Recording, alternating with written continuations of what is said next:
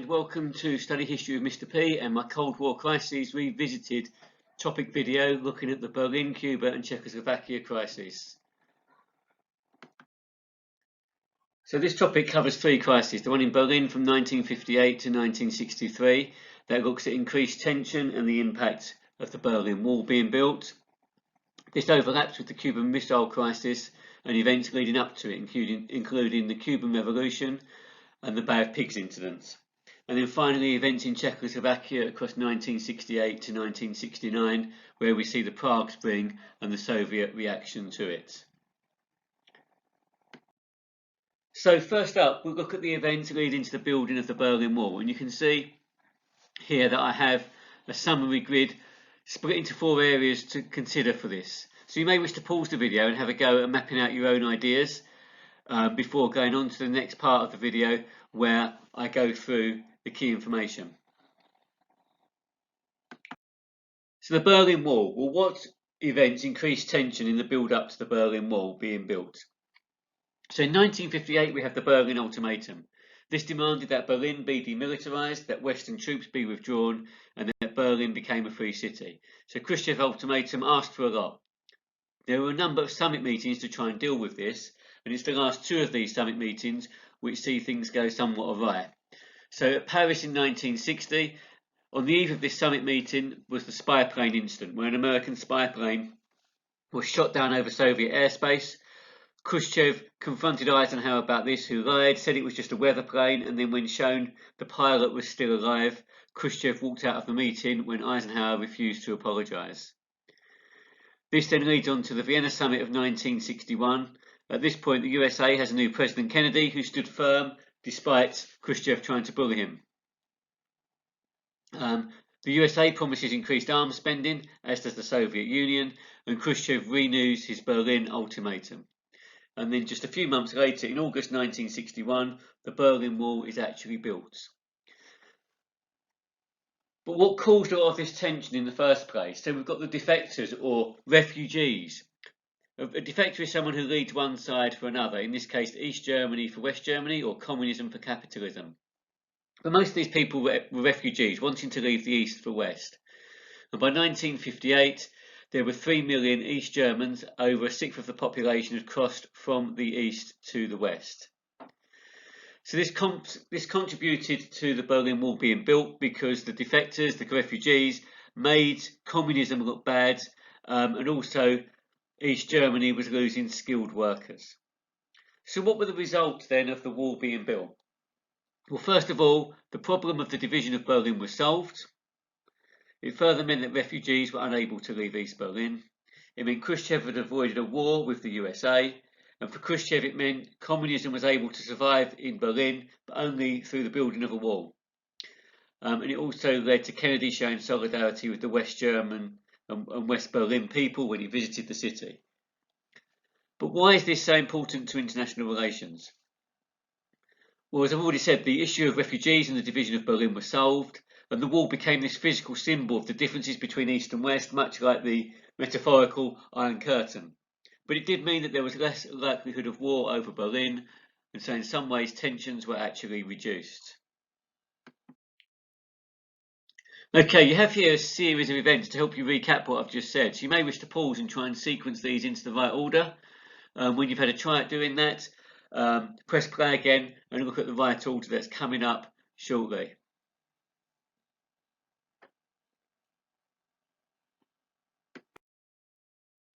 So this is the correct order for the events that I've just recounted to you. So because of Marshall Aid, West Germany experienced an economic miracle from 1949 onwards.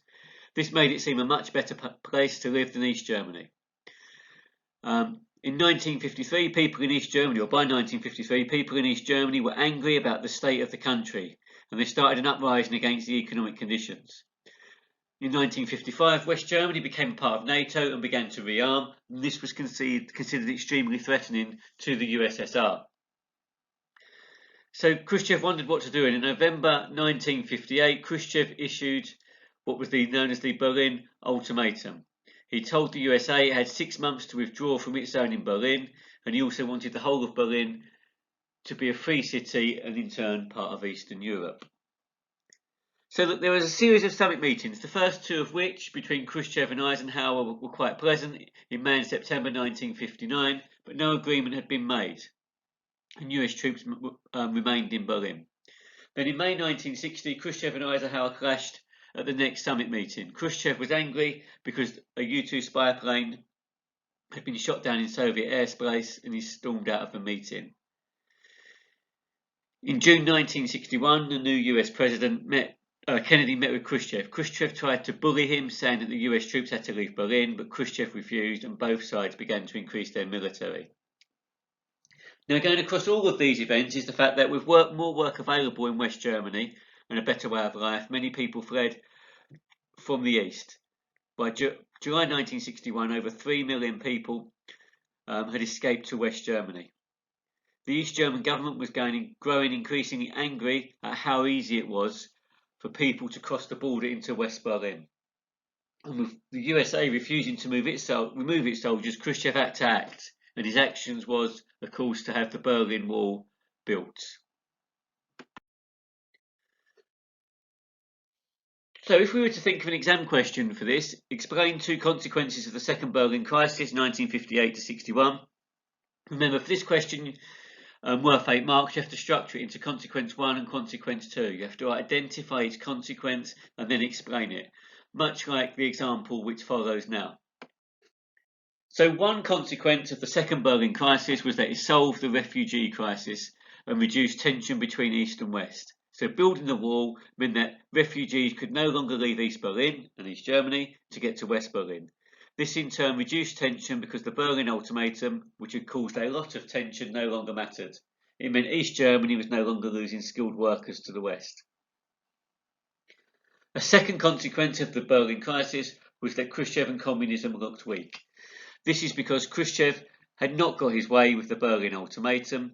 This in turn made it seem that people were choosing capitalism over communism by leaving the East for the West.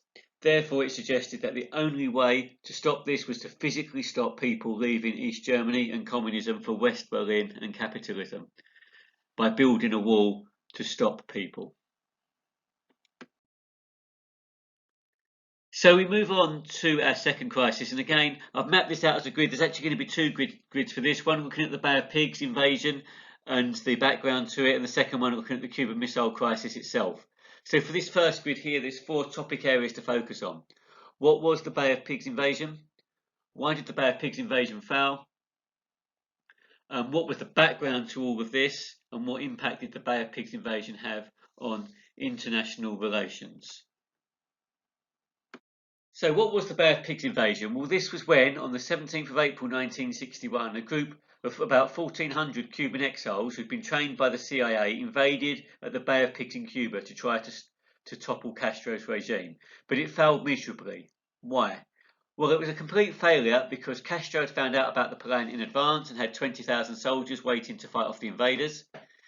The invaders didn't get support from ordinary Cubans, and they were themselves volunteers with little military experience, and the US forces did not get involved. But what led to this invasion in the first place? Well, in 1959, Fidel Castro had come to power in Cuba. He'd upset the USA because the Cuban government had nationalised land and property owned by foreign nationals who were mainly Americans, and he also began appointing communists to government. This then led to closer links with the USSR. In February 1960, Castro made an agreement with the Soviet Union. This was for Khrushchev, the USSR, to buy Cuban sugar and provide economic aid. The agreement included a secret clause saying that Cuba would receive arms from the Soviet Union.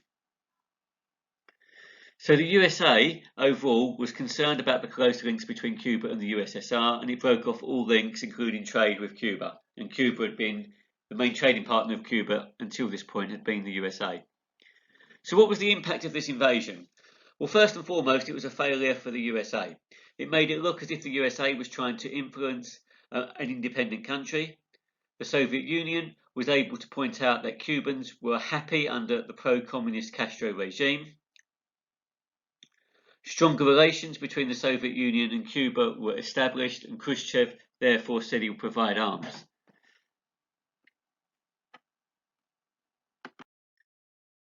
So if we were to write a narrative account analysing the key events of the Bay of Pigs incident, you'll be given 2 stimulus points, and these could be Cuban exiles and lack of support. And what's going to follow is an introduction, not the whole narrative, but a sense of how you could sequence events.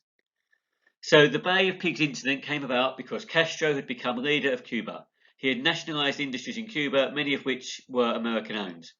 The USA stopped trading with Cuba and cut off all links, but Castro had started to make links with the USSR. Cuba was becoming more communist. The USA did not want a communist communist country on its doorstep, and so the CIA trained a group of Cuban exiles to invade Cuba. This led to an invasion by about 1,400 mercenaries, Cuban exiles, at the Bay of Pigs. They thought they would get popular support from Cubans and would topple Castro. Instead, Castro was waiting with 20,000 soldiers. The invading force got little support, and this led to their defeat. From this, Castro publicised the invasion and showed evidence of US involvement. This led to public outcry and embarrassment for the USA. It made the USA look bad, and it showed that Cubans were happy with Castro as their leader.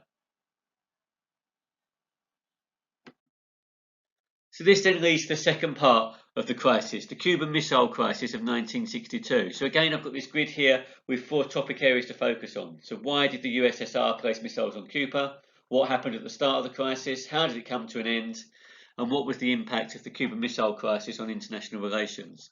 So once again, you may miss the pause and try and plan your own ideas, or just plow on and listen to my answers. So here we go. So why did the USSR place missiles on Cuba?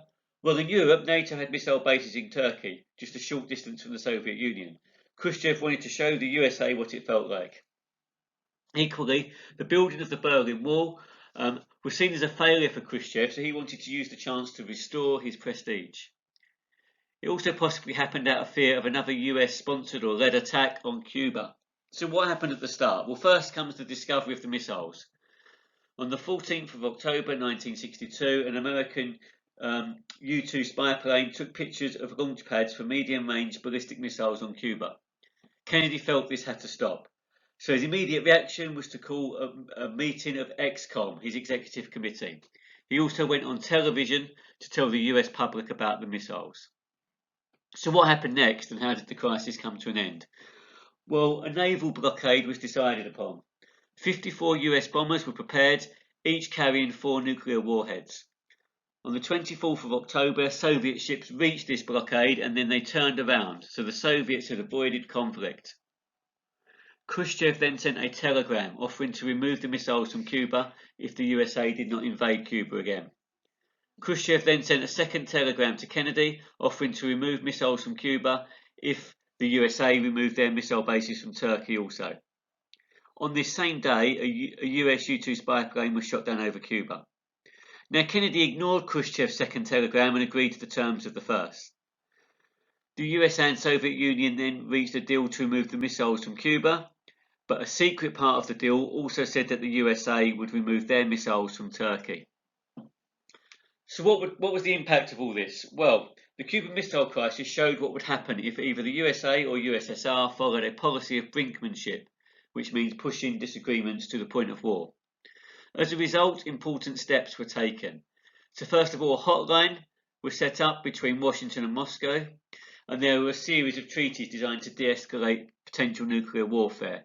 This included the Test Ban Treaty of 1963, the Outer Space Treaty of 1967, and a Nuclear Non-Proliferation Treaty of 1968. They were signed as steps to avoid future war. Okay, and here I have some wider consequences of the Cuban Missile Crisis. So first of all, it reduced Khrushchev's authority in the USSR so that it looked weak. So because the removal of American missiles from Turkey was kept secret, it looked like the USSR had backed down over the Cuban Missile Crisis. It also highlighted the fragility of international peace. The crisis showed the whole world the difficulty of negotiations during crisis periods between the superpowers and just how close peace could turn to war. A further consequence was that Cuba remained communist. So America had promised never to invade Cuba, and this meant Fidel Castro could continue his communist regime just 90 miles away from America. Another consequences was the limited test ban treaty of August 1963. This was an agreement to stop all test detonations of nuclear weapons except underground. It was developed both to slow the arms race and was signed by the governments of the Soviet Union, the UK and the United States. A hotline was set up between the USA and USSR. This was a system that allowed direct communications between the leaders of the United States and Russia, and it linked the Pentagon in the US with the Kremlin in Moscow. It also led to the policy of détente between the USA and USSR. In 1963, Kennedy said that the powers should focus their common interests. This speech was seen as the beginning of a policy called détente, which relaxed some of the tensions between these countries.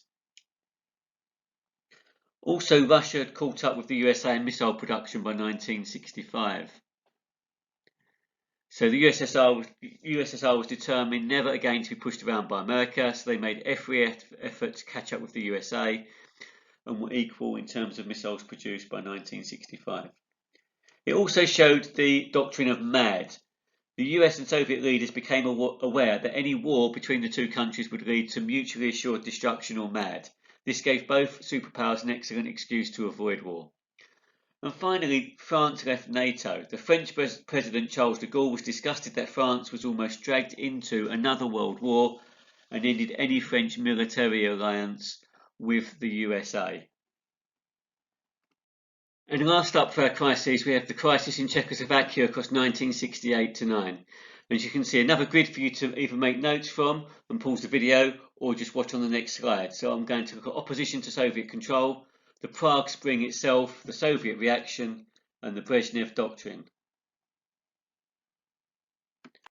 So, life under communist rule was difficult for Czech people. The country was ruled by the Soviet Union and the secret police maintained control. The Czech economy was run for the benefit of the Soviet Union. There were few freedoms. Protests then began against the low standard of living and a lack of freedom, and these protests grew over time. Then comes the Prague Spring. So in 1968, Alexander Dubček was elected the first secretary of the Czech Communist Party. He was trusted to make the government more effective and less unpopular, whilst keeping the country loyal to the Soviet Union. Dubček believed in communism, but he wanted to offer socialism with a human face, and introduced a series of reforms that became known as the Prague Spring. This included a relaxation of censorship, more power to trade unions and regional governments, freedom to travel and increased trade with the West. Now, these reforms by Dubček and his government were popular with the Czech people, but not so with Moscow. And the new Soviet leader Brezhnev was worried that Warsaw Pact countries would want reforms too. So we get the Soviet reaction. On the 20th of August 1968, 500,000 Warsaw Pact troops invaded Czechoslovakia and ended the Prague Spring. The invading force were told they'd been invited to help restore law and order, and were surprised that they met with some hostility.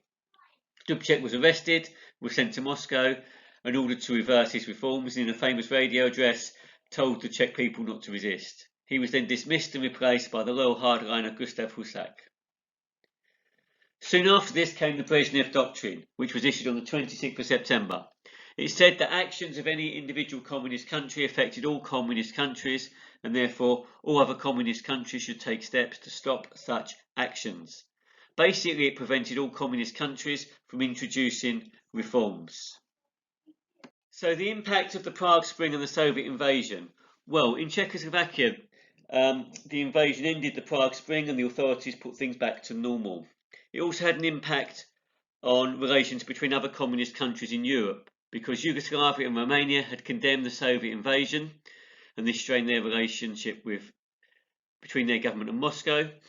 The communist parties of Italy and France cut links to Moscow. The governments of East Germany and Poland welcomed Brezhnev's actions. They could feel more secure that they would then not be challenged by reformers in their own countries. And the whole event led to greater Soviet control of members of the Warsaw Pact. This was reinforced by the Brezhnev Doctrine, which emphasized that members of the Warsaw Pact were under close control of the Soviet Union. In terms of relations between the USA and USSR, well, the USA and other Western governments were outraged by the invasion, and many of them made strong protests to the Soviet Union. There was an attempt to pass a formal resolution condemning the invasion in the UN, but this was vetoed by the Soviet Union. And the Soviet Union therefore saw that while the USA might make protests, it would not take direct action to oppose the Soviet Union in Europe. Internationally, well, at this time the USA was also involved in a costly war in North Vietnam, and so was beginning to adopt a policy of détente with the Soviet Union. So other countries saw the USA was keen to criticise the Soviet Union but less prepared to take action.